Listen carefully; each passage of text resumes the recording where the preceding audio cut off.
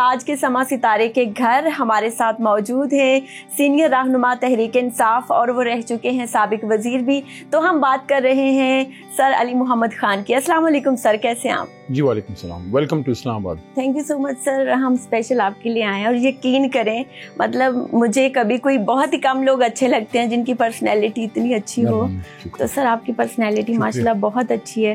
کیا انسپریشن ہے اس پرسنالٹی کے پیچھے, یا شروع سے ہی ایسے تھے؟ یہ سر تصویر سامنے سے آئیں تو وہ دکھتی ہے. میرے ہیرو ہیں بچپن سے, خان صاحب میرے بچپن کے ہیرو ہیں. سر بچپن کے ہیرو کیسے؟ When I was a kid,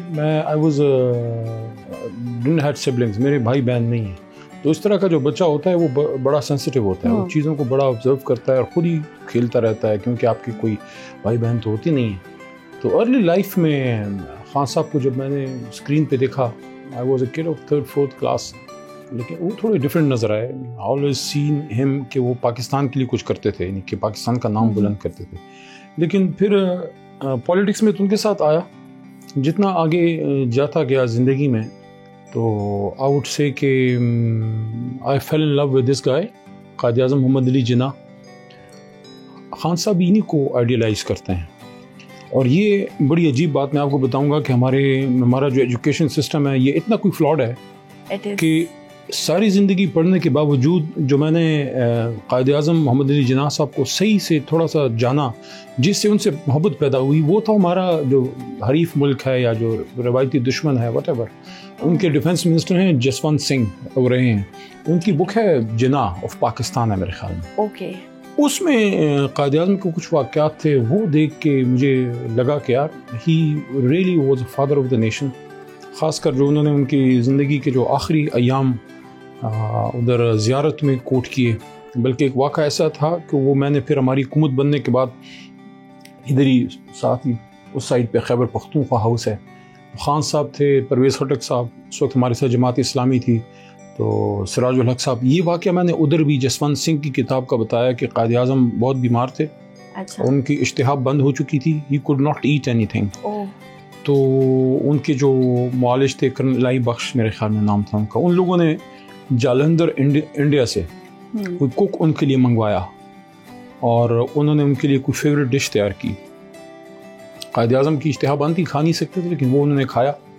کھانے کے بعد پوچھا انہوں نے کہ ہو کوک, انہوں نے بتایا کہ ہم نے وہ کوک آپ کا منگایا ہے فیوریٹ. پھر انہوں نے فوری دوسرا وہ سوال کیا کہ ہو پیڈ فار اٹ. تو بتایا کہ وہ the governor general the state is responsible for your well being. تو انہوں نے کہا نہیں, میں ریاست کے حکومت کے خرچوں پہ عیاشی نہیں کروں گا. تو وہ پھر اس کتاب میں وہ لکھتے ہیں, اور اس کا ذکر قائد کی بہن فاطمہ جناح نے مائی بردر میں بھی کیا ہے. اوکے. وہ کہتے ہیں کہ قائد اعظم نے موت سے پہلے جو آخری کچھ چیکس سائن کیے تھے, ان میں سے ایک چیک وہ بھی تھا جس میں انہوں نے اس کوک کا خرچہ پے کیا. ان کو کہا کہ سینڈ ہم بیک, میں ریاست کے خرچے پہ خرچہ نہیں کروں گا. تو یہ پھر میں نے میسج وہاں دیا کے پی ہاؤس میں. خان صاحب بھی تھے اور ساری ہماری لیڈرشپ بھی تھی, اور جماعت اسلامی کے سراج صاحب بھی تھے, کہ ہم نے اٹ واز 2013 بائی دا وے, کہ ہم نے اس لائن پہ جانا ہے.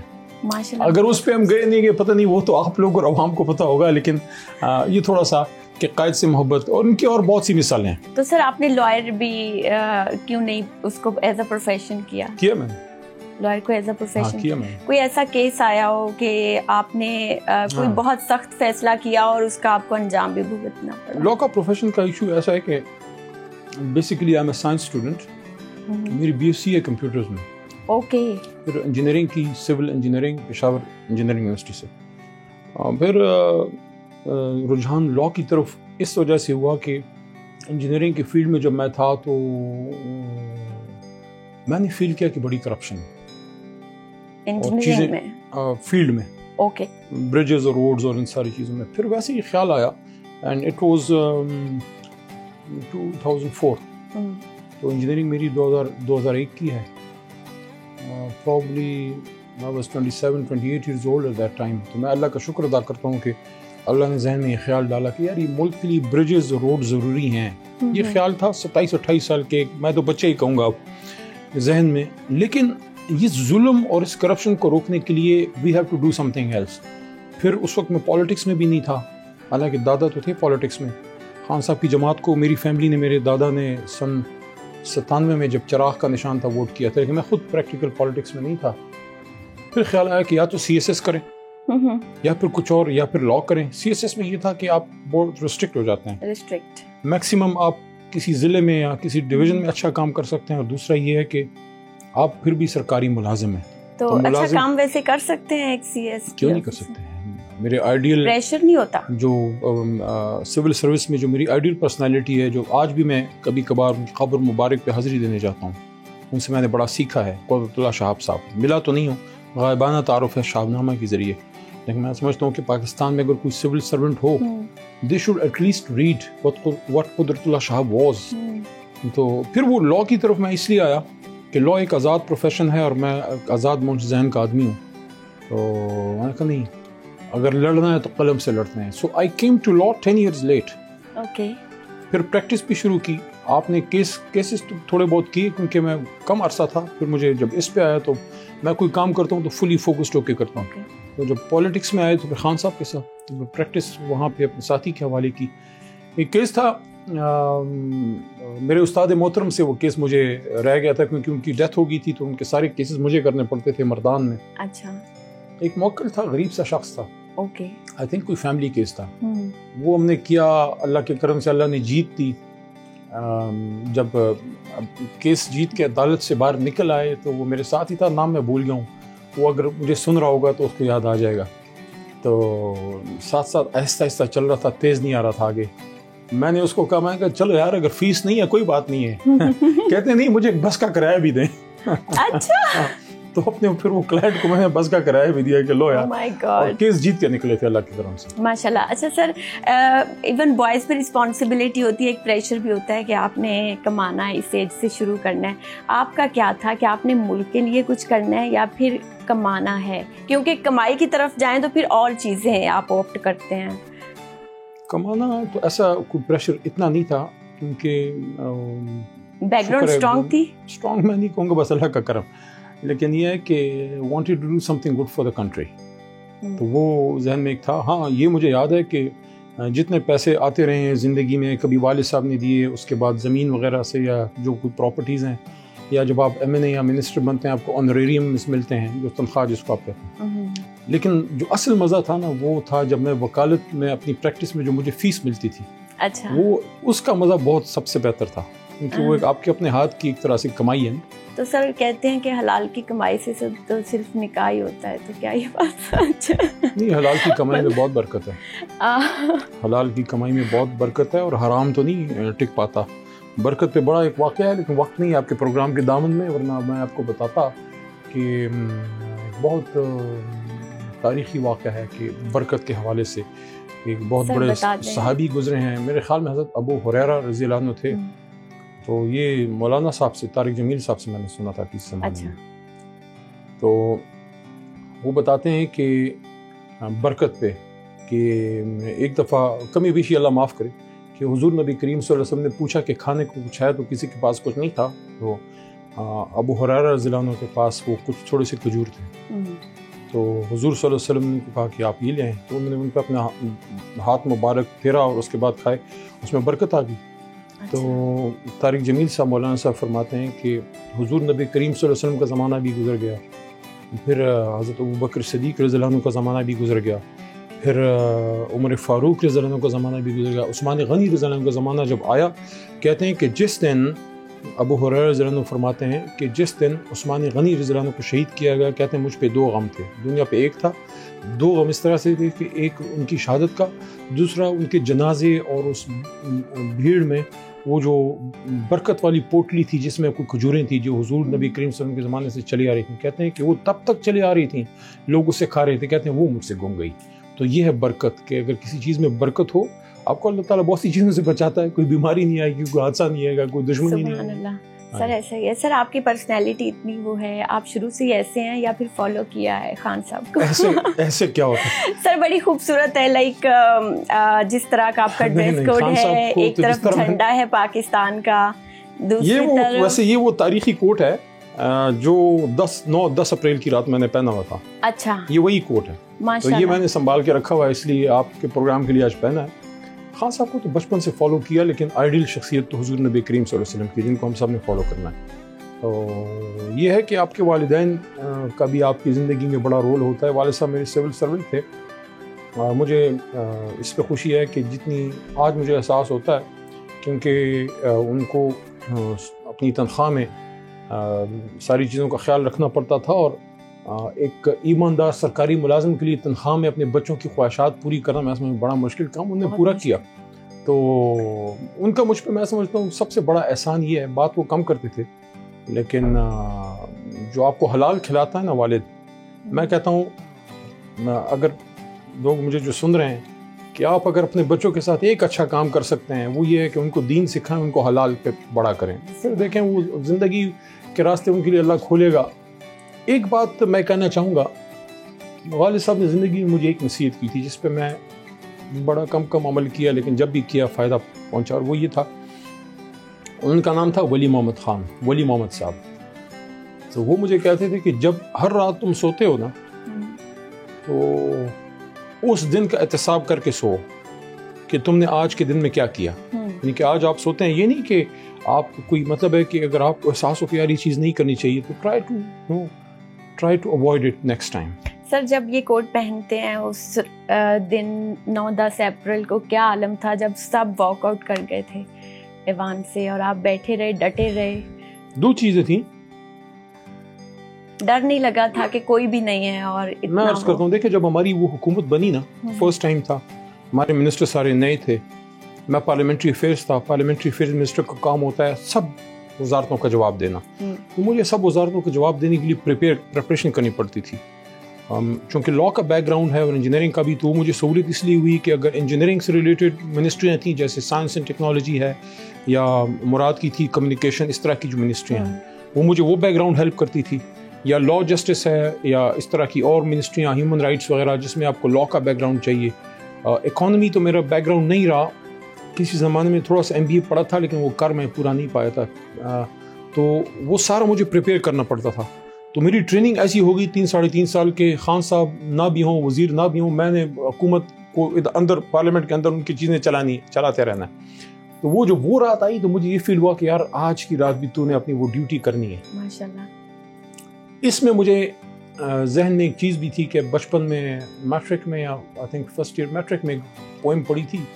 میری جو ہے میرا بورڈ تھا فیڈرل بورڈ، ٹھیک ہے، تو اس میں ایک پوئم تھی انگلش میں، کاسا بیانکا، جس میں ایک بچہ سا ہے وہ اپنی ڈیوٹی کرتا ہے شپ پہ آگ لگ جاتی ہے. اچھا. سب لوگ شپ سے چھلانگ لگانے لگتے ہیں. اچھا. لیکن کاسا بیانکا جو ہے اس کو پتہ نہیں ماں سے یا کسی نے اس کو کہا تھا، والد نے، کہ تم نے اپنی ڈیوٹی نہیں چھوڑنی. تو وہ شپ کے ساتھ نیچے چلا جاتا ہے، but he doesn't leave that ship. ہم اس وقت بچپن میں بڑے اس پہ ہنستے تھے، یار کیا ایما کیا تو بھی چھلانگ مار کے نکل گیا. لیکن میں کہا نہیں، یہ رات جو ہے ڈیوٹی کی رات ہے، اس رات اپنی ڈیوٹی کرنی ہے. اور پھر بعد میں مجھے بتایا گیا کہ جب تک وہ اسپیچ نہیں ہوئی تھی بہت سے لوگ خان صاحب کے کان بھر رہے تھے کہ شاید یہ کیوں اندر بیٹھا ہے، یہ حکومت سے مل گیا ہے، فلانا. لوگ لیڈروں کے کان بھرتے رہتے ہیں. لیکن وہ جب اسپیچ ہو گئی تو اگلی صبح خان صاحب کا مجھے میسج آیا، and he was really happy. سر عمران خان صاحب نے کیا سمجھتے ہیں کہ پیرا شوٹرز کو دی سیٹس، تو آپ کی انبن بھی تھی 2018 میں؟ نہیں، میں تو دیکھیں، میں جس ٹائم PTI میں آیا، جس طرح میں نے آپ کو عرض کیا، میری فیملی نے تو ووٹ کیا. دادا میرے اب دنیا میں نہیں ہیں، تو فیملی نے ووٹ کیا 97 میں. So it was like 28 odd years ago. 97 میں چراغ کا نشان تھا.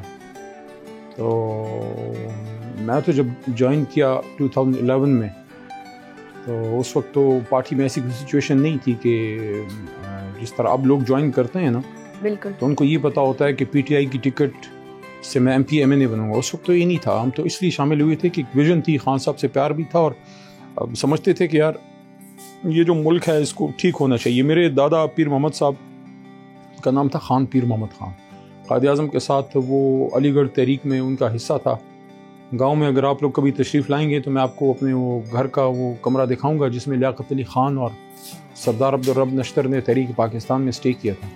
تو 95 میں جو میرے بڑے دادا تھے، جن کا میں نام لے رہا ہوں، جو دوسرے جنہوں نے ووٹ کیا تھا خان صاحب کو، وہ جسٹس عبدالغنی خان تھے. ہی ڈائیڈ ان 2005 میں انہوں نے ووٹ کیا. لیکن جو میرے اپنے بڑے دادا تھے, والد کے والد, وہ فوتگی سے پہلے انہوں نے مجھے ایک بات کی جو میرے سسٹم میں کہیں فیڈ ہو گئی. انہوں نے مجھے یہ کہا کہ ہم نے بڑی مشکل سے یہ ملک بنایا ہے, تو اللہ اس کو میری زندگی میں کچھ نہ کرے.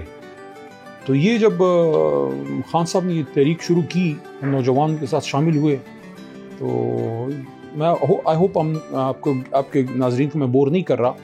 میرے چچا ہیں جو وہ بھی دنیا میں نہیں ہیں, شوکت صاحب, تو انہوں نے مجھے کہا کہ دیکھو, میں پولیٹکس میں نہیں تھا تو مجھے وہ کنونس کروں کا, دیکھو خان صاحب کا, انہوں نے کہا, ان کے الفاظ بڑے عجیب, نے کہا یہ آدمی مجھے ایماندار لگتا ہے, ہمارے اور تمہارے فیملی کی لیگیسی ہے پاکستان بنانے کی, یہ نوجوان اس کے ساتھ شامل ہو رہے ہیں, آؤ اپنے خاندان کا حصہ ڈالتے ہیں اس نیک کام میں.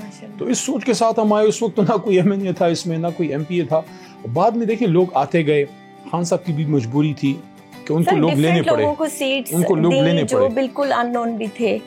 تو اللہ نے ان کو عزت دی. دیکھیں 2013 میں کوئی علی کو یا مراد سعید یا شہریار خان افریدی, ان لوگوں کو کوئی جانتا تھا؟